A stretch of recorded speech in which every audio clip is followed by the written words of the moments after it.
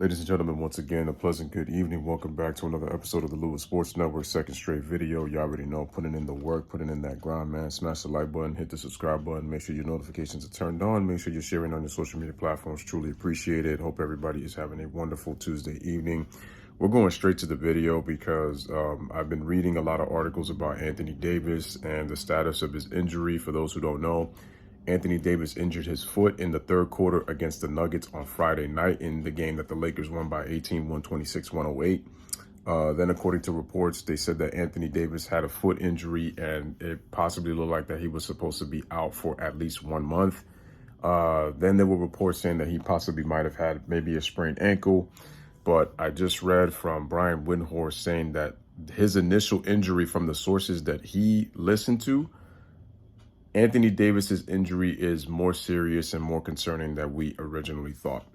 And when I watched the replay on Anthony Davis's injury and what happened in that midair collision with Jokic when his foot all of a sudden hit Jokic's leg, but apparently AD was the one that got the worst of it. Let me say this, folks. I think that what Anthony Davis might have, I think he has a Lisfranc injury. And for those of you who don't know what a Lisfranc injury is, I'm going to explain it. So a Lisfranc injury is a sprain or an injury to the ligaments in the middle part of your foot called the midfoot.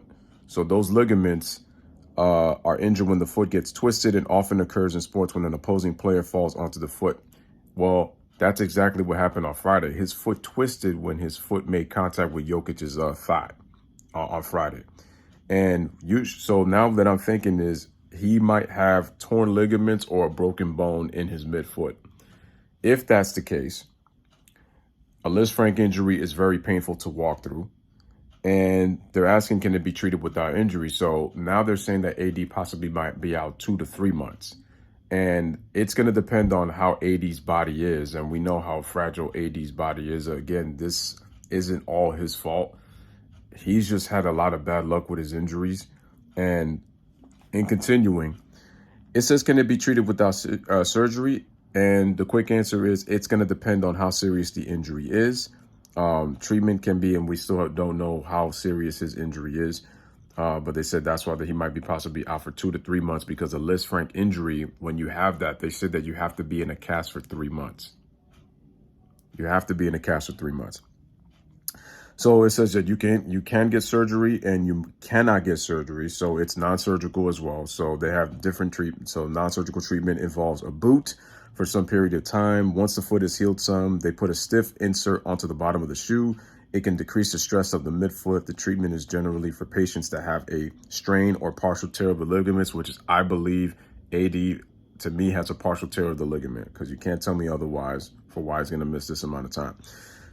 This does involve rehabilitation. So once you're in a walking cast, and then you get that, once you get that stiff inserted into a boot. So it's a combination of you're first in a cast for about 2 weeks. Then after the 2 weeks, you're in a walking boot for like about going from weeks like 4 to 6. And then after that, once they say the rehabilitation with the physical therapist is started, once the pain is not too bad, now the goal is to improve motion, strength of the muscles and joints of the ankle and the big toe.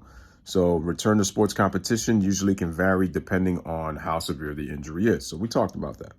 And so with surgery, a cast is going to be placed on surgery, and then it's removed in about 2 weeks. After the 2 weeks, they put a removable boot. You use it from weeks 2 to 4. At 4 weeks, you begin walking in the boot. Okay, so that means that you're probably on crutches after using the boot. And then you have to walk in a boot after that. And then the boot is removed after 8 weeks. And then they put a stiff insert is placed into your normal shoes so that it relieves the pain. So physical therapy begins in a month, usually after the initial injury, on working the foot and ankle motion. By 6 weeks, you can begin to start working on strengthening of the foot and ankle. 8 to 10 weeks, work on normal walking and weight bearing activity on Alter G anti-gravity treadmill or in the pool can begin. And then weeks 10 to 12, the focus is on strength, balance, and agility. What is all this telling you is that this is a 2 to 3 month full recovery when you include the cast, when you include the boot, when you include the stiff to put inside the shoe, and then when you include rehabilitation. So all that takes 2 to 3 months. So you're looking at 8 to 12 weeks of recovery time. And then that doesn't even count the fact that once you're starting to do all that, you have to then AD's got to go through light contact drills. He's got to go through basketball drills, light contact, eventually 5-on-5. And then he's got to work himself into basketball shape once he gets it into back. So it's just a long road. So now that I've said all that, that's what I fear with AD. What does this mean for his trade value? It's going to hurt his trade value because now what teams are going to take AD knowing that he's hurt? And he was playing some of the best basketball of his career for a while. He's shooting a career high 59% from the field. He's giving you 27 and 12 with 2 blocks and almost 2 steals a game. So AD was getting it done at both ends of the court. But now with this injury, it puts a big setback on the Lakers because they're trying to turn their season around. And yes, they are 4 games within 500, and the West is still cluttered.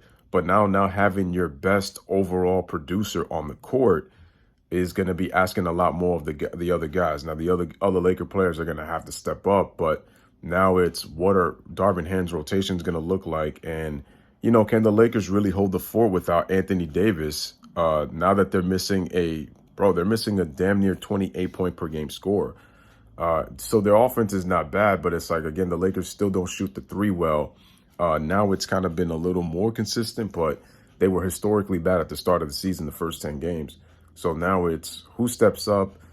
Does Darvin Ham put Russ in the starting lineup? And it's like people are saying trade AD, trade AD. The problem is he's making a lot of money, and he just got hurt after he was already on his way to being an all-star already.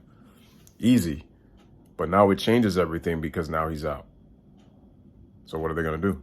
And we don't know. But this changes things for the Lakers because, can they make a move? And the thing is, I just don't know. I don't know what the Lakers are going to do. But ladies and gentlemen, what do you think about the possible Anthony Davis might have a Lisfranc injury? And then what are your thoughts in the comment section? What do you think the Lakers do to turn their season around? Are they going to be able to possibly make a trade? I don't even know. But we'll see what happens let me know in the comment section. Bless up, live, love. Thank you guys for watching.